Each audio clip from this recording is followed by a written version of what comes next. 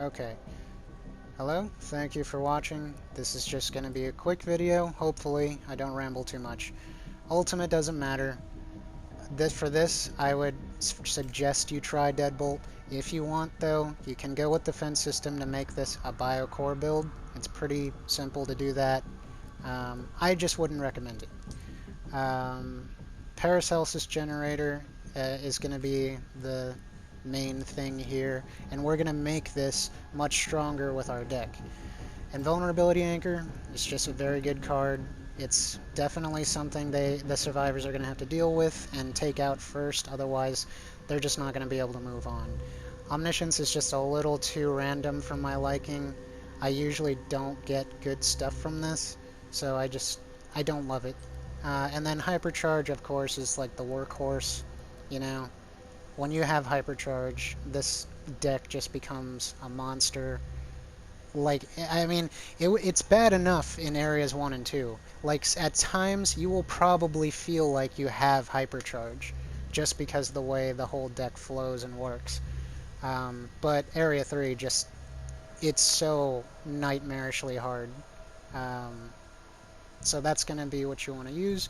For this, I typically run Creature HP with the extra grabs to make them more aggressive.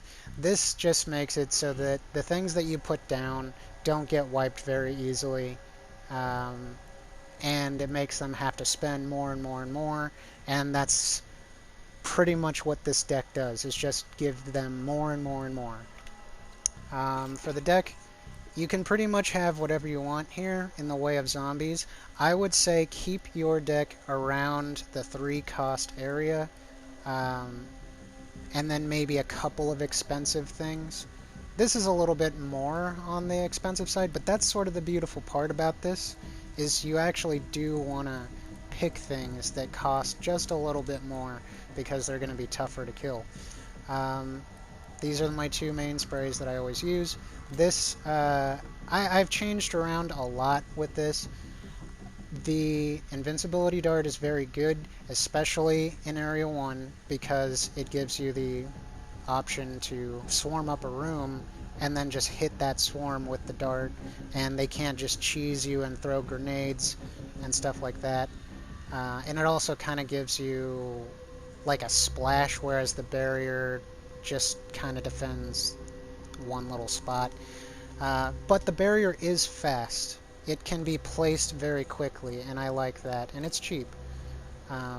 So that's why I have that there. Sometimes I will add in a lockdown trap, especially with our skill here, Deadbolt.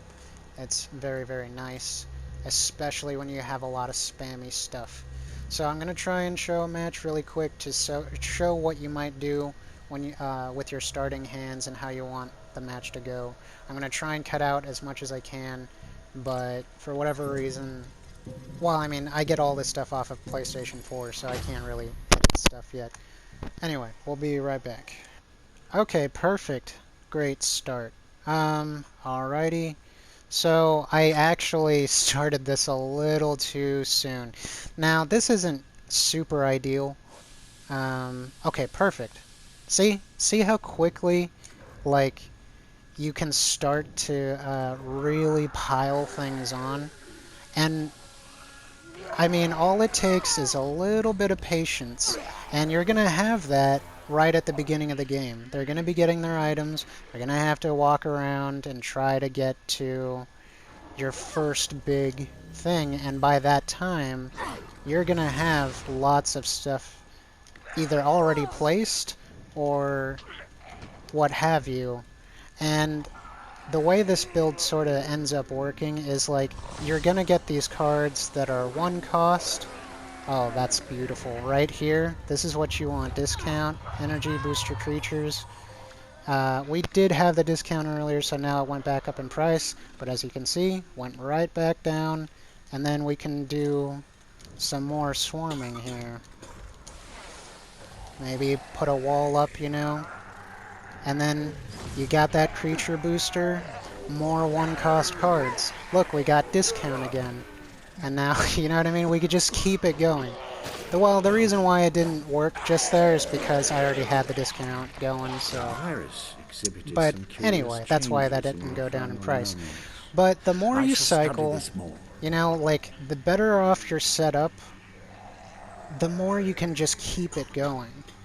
That's really the strong point with this, is like there's no downtime, you know.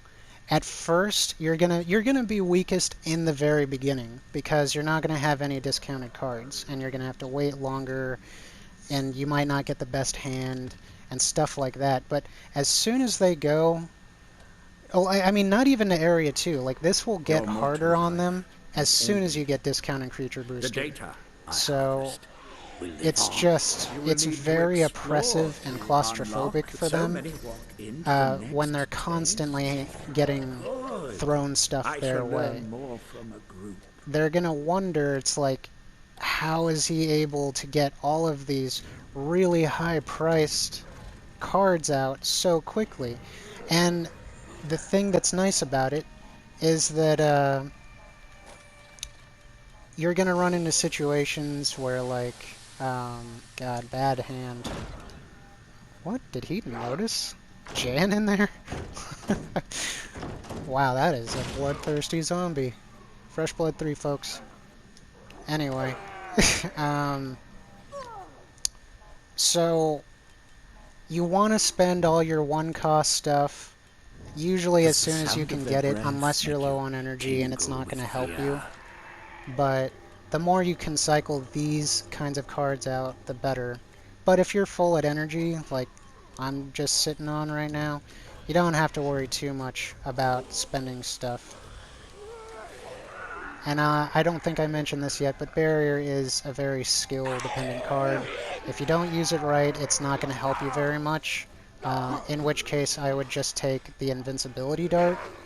Invincibility Dart is slower, but it does give you quite a bit of control of what zombies are going to be invincible and whatnot, you know. And Jan can't just one-shot your camera like with the Invulnerability Anchor, because a common tactic of SWAT teams is like they'll gather outside somewhere, Jan will line up her shot on your camera and then just break it as soon as they open the door.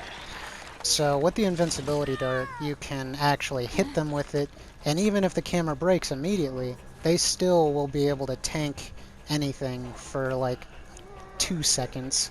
It's not much, but it's enough time to block a grenade and stuff. Like, I've had a lot of success with it. And then, of course, we have third area, and this is just when it's just too much. You know, even if they have the resources, there's just so much going on, like, on the map. It's just crazy. It's insane. Do not think you have achieved and also, anything. when you're going to different areas, you still keep... oh, God. Just look at that. Everything's super cheap, you know? Got that going. Once you have the Hypercharge, you can actually just use the creature booster for the liquor. You actually don't need to use it for anything else, because everything else will already be very, you know, one cost. It doesn't matter. So, this deck gives you a lot of freedom. You know, they're never gonna know when your stuff is discounted. So they're never gonna know when they're walking into something big, or if you're gonna have like a whole bunch of stuff to throw down at them, you know? And I love that. Just the flow of the game just throws so many people off, and it really wins a ton of games. It usually doesn't come to this point on Area 3. But anyway, I hope you like it. Hope you have good luck with it. And just look at all that spam. You know, and they're very strong cards too, you know. That's why I like this, you know, just because you can pretty much have anything you want. You know, you can make anything work. And if you have a bunch of energy, why not 3 liquors? Anyway, thank you for watching again.